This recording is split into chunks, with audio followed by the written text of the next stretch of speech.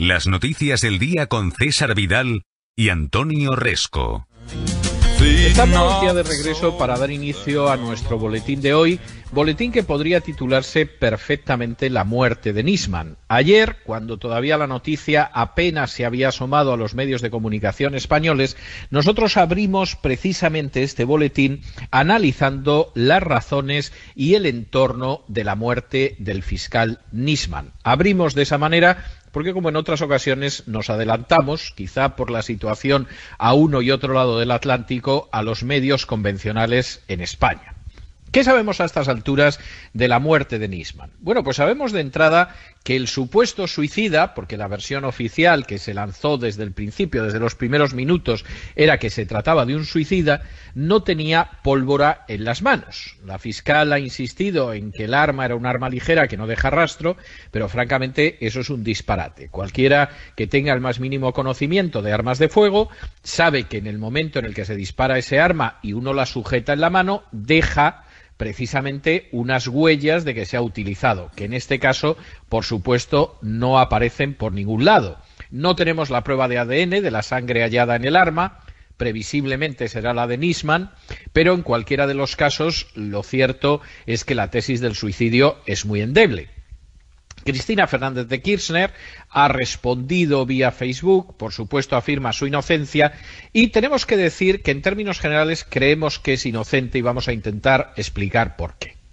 La muerte de Nisman puede puede estar relacionada solo con tres hipótesis. La primera es que efectivamente Cristina Fernández de Kirchner o gente del círculo de Cristina Fernández de Kirchner, temeroso de las pruebas que se iban a presentar ayer en el Congreso argentino, decidieron matar a Nisman. Esta es una hipótesis, por supuesto hay gente que lo sostiene, pero tiene grandes problemas para aceptarse. El primer gran problema es que desde hacía meses el círculo en torno a Cristina Fernández de Kirchner y de manera especial Timerman ya habían ido creando una respuesta frente a las acusaciones de Nisman que era bastante sólida. Podía convencer o no, pero en cualquier caso ni mucho menos era como para provocar un vendaval en torno a Cristina. Eso era molesto, era desagradable, pero en cualquier caso no para tumbar la presidencia de Cristina Fernández de Kirchner, porque insistimos, la defensa, por ejemplo la que presentó hace unos días Timerman, era una defensa sólida. No decimos que sea real, que se corresponda con la verdad, pero sí que era sólida. Y en ese sentido, de la muerte de Nisman para Cristina Fernández de Kirchner solamente se derivan unas consecuencias muy negativas, porque todo el mundo inmediatamente ha mirado hacia ella como la posible instigadora o la que ha dado la orden para que se produzca el presunto asesinato de Nisman. La segunda hipótesis es que quien esté detrás de esto sean los servicios secretos iraníes de manera directa o a través de algún terrorista interpuesto, como es el caso de Hezbollah.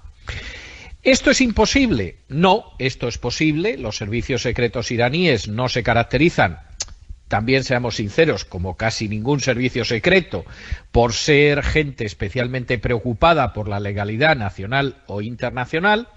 Evidentemente los datos que iba a aportar Nisman no les dejaban bien y los relacionaban con el atentado de la AMIA, pero la verdad es que nada de lo que fuera a contar Nisman iba a ser una gran novedad que pudiera perjudicar a Irán. De hecho, Nisman hace muy pocos años ya presentó un voluminosísimo informe donde quedaba aseverada la participación de Irán en el atentado de la AMIA, que es el peor atentado que se ha producido en el hemisferio sur en América. De modo que los iraníes tampoco es que tuvieran mucho que ganar con esto.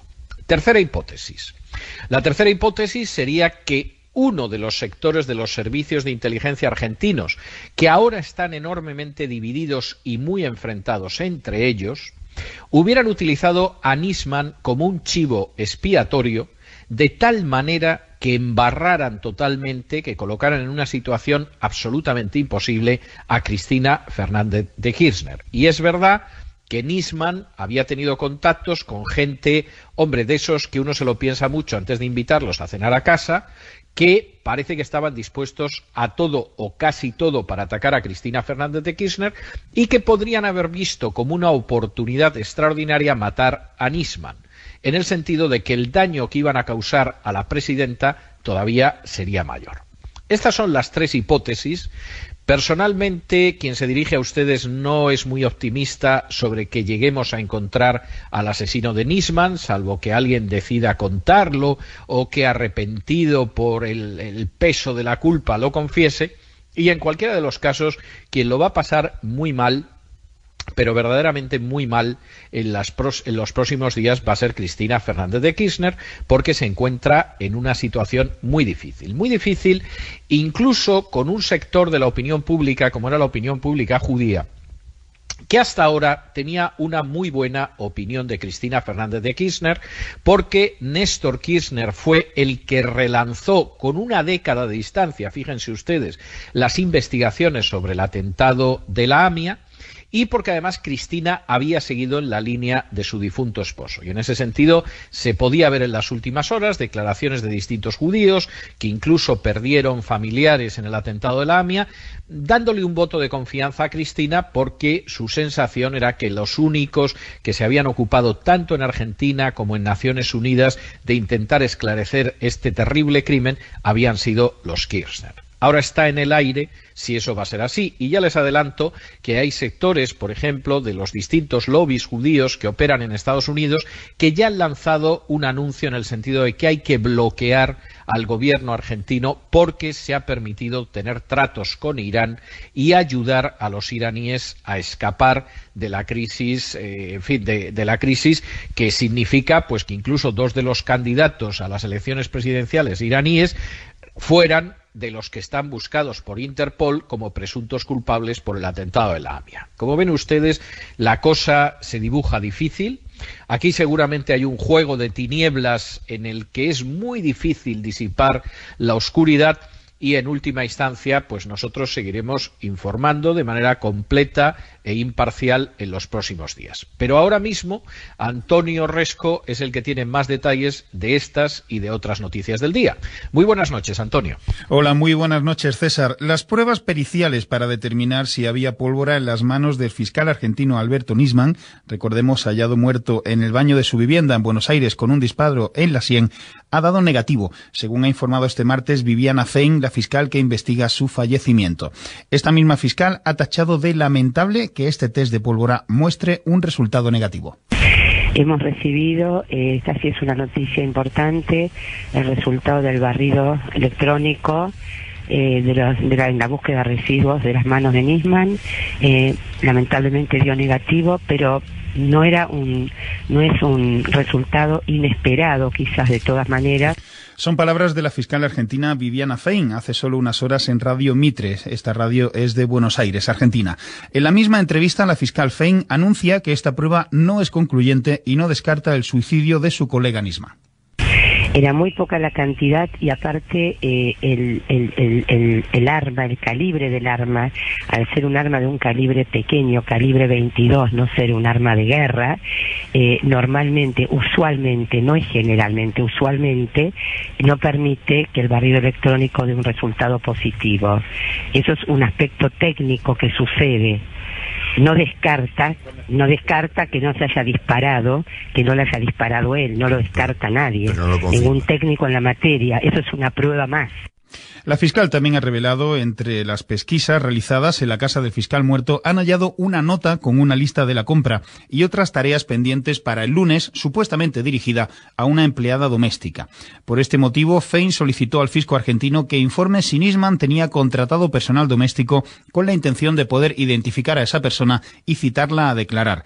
Esta nota podría ser un nuevo indicio de que Nisman no tenía intención de suicidarse. Sin embargo, los datos provisionales de la autopsia del cadáver de Nisman apuntan a un suicidio, según esta misma fiscal, que dijo que los indicios señalan que en su muerte no hubo intervención de terceras personas. Su fallecimiento ha provocado una fuerte conmoción en la sociedad argentina. Desde el lunes, miles de personas se han solidarizado con el fiscal a través de las redes sociales con el lema Yo soy Nisman y también en las calles de las principales ciudades argentinas donde se reclama verdad y justicia. La presidenta de Argentina, Cristina Fernández, presuntamente la principal perjudicada con la declaración que Nisman debía hacer ayer en el Congreso, ha usado las redes sociales para dar su versión. Fernández ha publicado en Facebook una carta para expresar su reacción por la muerte del fiscal Alberto Nisman. La mandataria expone que se plantea interrogantes respecto al hecho, por ejemplo, de que un empleado de la Fiscalía le suministrara a Nisman un arma del calibre 22 cuando Nisman vivía en un inmueble con altas medidas de seguridad. Asimismo, Fernández responde a la controversia que se ha producido a nivel internacional con este hecho y señala que los argentinos merecen no ser tan subestimados en su inteligencia, y mucho menos, afirma la presidenta argentina, cuando 85 víctimas del atentado de la AMIA en Buenos Aires todavía esperan justicia después de 21 años. Bueno, nosotros abrimos precisamente este boletín analizando las razones y el entorno de la muerte del fiscal Nisman. Abrimos de esa manera porque, como en otras ocasiones, nos adelantamos, quizá por la situación a uno y otro lado del Atlántico, a los medios convencionales en España. Pero francamente eso es un disparate. Cualquiera que tenga el más mínimo conocimiento de armas de fuego sabe que en el momento en el que se dispara ese arma y uno la sujeta en la mano, deja precisamente unas huellas de que se ha utilizado, que en este caso, por supuesto, no aparecen por ningún lado. Las noticias del día con César Vidal y Antonio Resco. Estamos ya de regreso para dar inicio a nuestro boletín de hoy, boletín que podría titularse perfectamente La muerte de Nisman. Ayer, cuando todavía la noticia apenas se había asomado a los medios de comunicación españoles, tenemos la prueba de ADN de la sangre hallada en el arma. Previsiblemente será la de Nisman, pero en cualquiera de los casos lo cierto es que la tesis del suicidio es muy endeble. Cristina Fernández de Kirchner ha respondido vía Facebook, por supuesto afirma su inocencia, y tenemos que decir que ¿qué sabemos a estas alturas de la muerte de Nisman? Bueno, pues sabemos de entrada que el supuesto suicida, porque la versión oficial que se lanzó desde el principio, desde los primeros minutos, era que se trataba de un suicida, no tenía pólvora en las manos. La fiscal ha insistido en que el arma era un arma ligera que no deja rastro.